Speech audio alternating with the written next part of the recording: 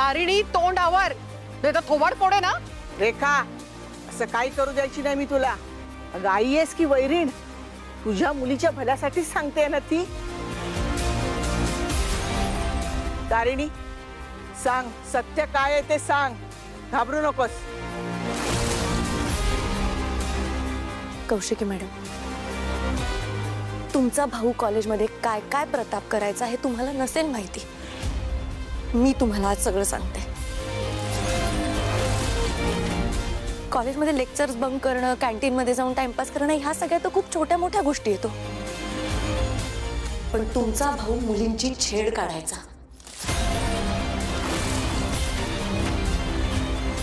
चार चौघात त्यांना लाज वाटेल असा वागायचा,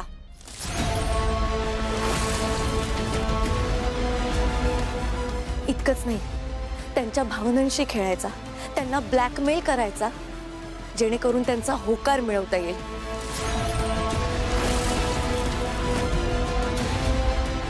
आणि ते मिळवल्यानंतर त्यांच्याशी गैरवर्तन करायचं।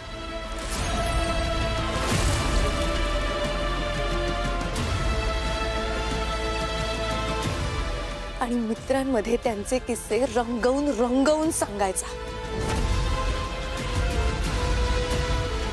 कॉलेजच्या भिंतींवर मोठे मोठे हात काढून त्याचं स्वतःचं नाव लिहायचं, त्या मुलींचं नाव लिहायचं, त्या मुलींना बदनाम करायचं, हेच केलंय फक्त त्यांनी कॉलेजमध्ये।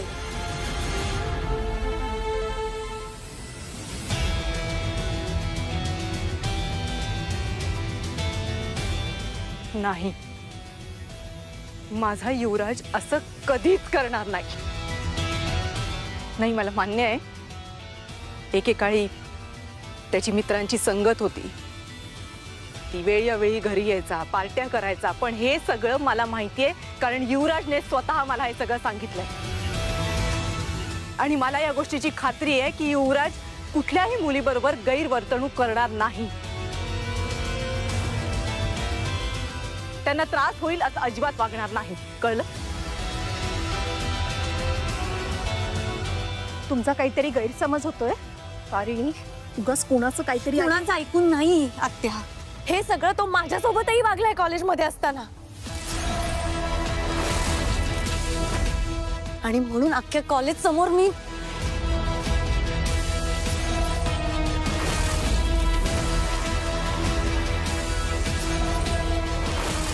हा मुलगा घरात कसा वागतो हे मला नाही माहिती, पण तो घराबाहेर कसा आहे ना हे आज मी तुम्हाला सांगतेय। आणि ते खरं आहे, एक नाही दोन नाही अनेक मुलींची आयुष्य या मुलाने बर्बाद केलेली आहे, तो मी माझ्या डोळ्यांनी पाहिलेले।